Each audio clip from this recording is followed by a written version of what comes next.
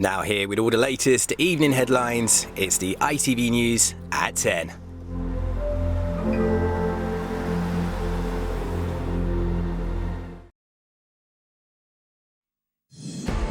The search goes on for the gun that killed Ellie Edwards on Merseyside. Police are appealing for information about the weapon that caused the death of the innocent 26-year-old out with friends at her local pub on Christmas Eve. Also tonight, still no end in sight for the transport strikes, but today, for most, disruption was minimal.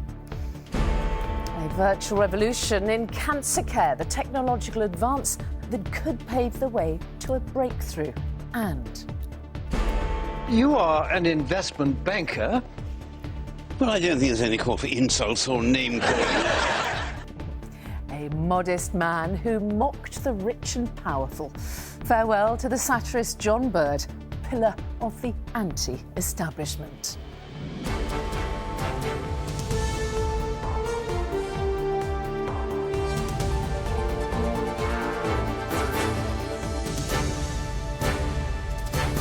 This is ITV News with Mary Nightingale. Good evening. 4 days after the fatal shooting of a woman on Merseyside, police are still hunting for the gun her killer used. Ellie Edwards was shot in a pub on Christmas Eve. Officers say she was not the intended target and that they will not rest until there is justice for Ellie. From Wallasey, Rachel Townsend reports.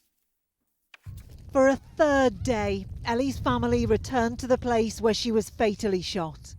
Today, her father and brother embraced after reading messages left in memory of the 26-year-old beautician. In a press conference held by Merseyside Police outside the Lighthouse Inn in Wallasey, their Deputy Chief Constable revealed the gun used to kill Ellie and injure 4 others has not yet been recovered. We will not rest until we bring the offenders to justice. And by that I mean the person who pulled the trigger of the gun in the most indiscriminate way on Christmas Eve. Anybody who was responsible for arranging, facilitating or harbouring this individual, and anybody who continues to withhold information on who has done this, or indeed where the weapon is that has led to this tragic fatality. Reverend Jeff Hughes preaches just a stone's throw from the Lighthouse Inn and senses the mood in the community here is now changing. Do you think now that initial shock is turning into perhaps anger? Yeah, I think so. One response to anger is revenge. You want to see justice done, and obviously we do want to see that. And that's the sort of revenge I think we need to be focusing on. But I think the best use of the anger is to change, to try and work towards change. Detectives still have a man and a woman in custody and have applied for more time to question them. But they want more people to come forward. They say any bystanders in Ellie's murder also have blood on their hands. Rachel Townsend, News at 10.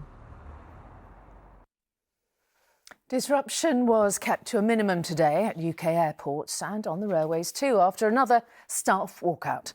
Border Force and rail workers from the TSSA union are on strike in ongoing disputes over their working conditions and their pay. And the end of the year will not see the end of industrial action. Next week, the RMT will walk out again. With the latest, here's Sejal Karia. They were on the front line of a picket rather than patrolling the border today, as 1,000 Border Force staff at Britain's largest airports began a second wave of strikes, calling for a 10% pay rise to weather the cost of living crisis. 2%, quite frankly, is an insult, and all our members feel the same. None of us want to be picketing, none of us want to go on strike, we just want to be recognised for what we do. There was limited disruption, we're told, as a result, because military personnel and civil servants were checking passports instead. But it's not just airports. More misery lies ahead for rail passengers in the new year too, as RMT members go on strike for 4 days, and train drivers with the ASLEV union stage a 24-hour walkout on the 5th of January. While rail workers at Great Western and West Midlands trains go on strike today and tomorrow, with more planned next month, and driving instructors continue a rolling walkout. It's a bit annoying, really. Everything seems to be up the chute at the moment, doesn't it? I think all the strikes are inconvenient, but they're meant to be, aren't they? That's the point. And I think if people aren't being paid properly, then I understand why they strike. Downing Street is once again urging unions to call off strike action. Those representing workers say the government need to put more money on the table. There's no sign yet of a resolution. Sejal Karia, ITV News. The US has announced travellers from China will have to test negative for COVID before entering the country. The new rules will come into force on January the 5th, following a surge in infections in China. Yesterday, Beijing announced it will start reissuing passports for tourism for the first time since the start of pandemic. The US is joining Italy, Japan, India, Malaysia and Taiwan in requiring some form of COVID testing for passengers arriving from China. Here in Birmingham, 2 men have been arrested after a man was stabbed to death in a nightclub. Cody Fisher was in Crane nightclub in Birmingham when he was killed. Police believe he was approached by a group before being attacked. He was pronounced dead half an hour later. In a statement, his family said they are heartbroken. Pope Francis has asked for prayers for his predecessor, Pope Benedict. Pope Francis made the announcement that Benedict is very sick this morning before going to visit him. The Vatican spokesman later said Benedict's health had worsened and he's currently being attended by doctors. The former Pope, who's now 95, stepped down in 2013, the first Pope in 600 years to resign. Now, an unlikely alliance of video game designers and cancer researchers has given visual form to spreadsheet data, which could pave the way for a revolution in the way the disease is treated. Using the same virtual reality technology, which allows gamers to turn their bedrooms into battlefields, a team at Cambridge University is offering scientists the chance to step inside tumours. Numbers are transformed into an interactive picture, giving completely new perspectives on cancers. And it could turn out to be a diagnosis game changer, as Deborah Cohen reports. Oh, and that's the sample. This is the moment a Cambridge University student stepped inside a tumour for the first time. It just looks like a colourful matrix of dots, but it's actually a computer-generated image of a real patient's cancer. This is just the connective tissue. Dr. Dario Bresson is one of the team behind the model and was awarded a grant by the Cancer Grand Challenges initiative run by Cancer Research UK. So this is a three-dimensional model of an early breast cancer from a patient. Every individual spot that you see here is a different cell, and the shape and the color correspond to the cell type. So this is literally what you would see if you could enter the body and see the tumor as it was arranged spatially. Normally when tumours are studied, they're viewed in 2D, but this enables researchers to see them in a more visual way. Cancer cells might take different forms, and these different types are highlighted here in pink and turquoise. Scientists say looking at where these cells form helps them to understand more about tumours. To help create a virtual reality tumour, scientists have collaborated with a wide range of people, including astronomers and video gamers. It's so much easier to notice differences, to notice features, to notice peculiarities when you're actually in a thing than when you're looking at it through a spreadsheet or a photograph. You can see how a certain type of cell might be beside a blood vessel or a milk duct, and that might be important for the future prognosis of that patient. All this looks fantastic, but isn't it just a gimmick?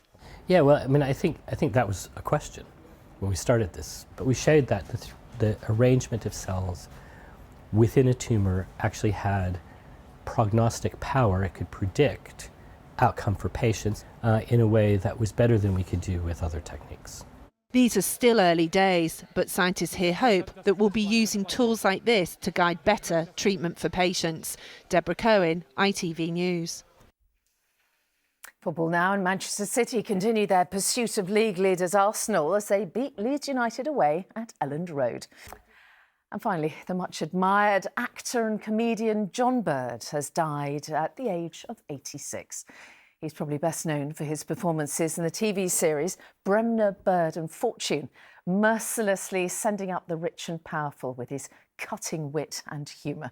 Today, Rory Bremner called him one of the greatest satirists. Here's Martha Fairley on his long career in comedy. You are an admiral. I am an admiral. And I wear an admiral's hat. John Bird had a talent for portraying those in the upper echelons of the establishment. At the moment, we can afford to either have the carriers or the aircraft, but not both. And exposing their shortcomings. The record of computerisation in government departments has not been exactly unblemished, has it? Patchy? Rather more than patchy. There's the fiasco of the passport office. Incompetent politicians, bureaucrats and businessmen were all fair game in the satirical skits he performed with his comedy partner, John Fortune. Oh, please don't go on. They regularly worked with comedian Rory Bremner, who today paid tribute, saying it's an irony that one of our greatest satirists, so brilliant at portraying ministers, civil servants or high-ranking officials who exuded self-satisfaction, was himself so modest and self-effacing. John Bird had been writing and performing satire since he was at Cambridge University, where he met John Fortune. The pair won a BAFTA for their Long John sketches in 1997. John Bird also made appearances in other shows, including Yes, Prime Minister, Morse and the Legal Comedy Chambers. Everything came in a tin. Mind you, if you know, the economic crash gets worse, then this is how we're all going to be living. We're all going to be eating out of tins. If things carry on like they're going, you know, we all could be very poor. And while Bird and Fortune's middle-class dinner party sketches provided their own social commentary, he will be best remembered as one of the two Johns who ridiculed those in power with his effortless satire. That you can't make money out of nothing. Never? Never, ever. Only a complete idiot would think otherwise. Except just this once. We think we might. Remembering John Bird, whose death was announced today. And that's it. The weather's next, but from all of us here, thanks for watching. Bye-bye.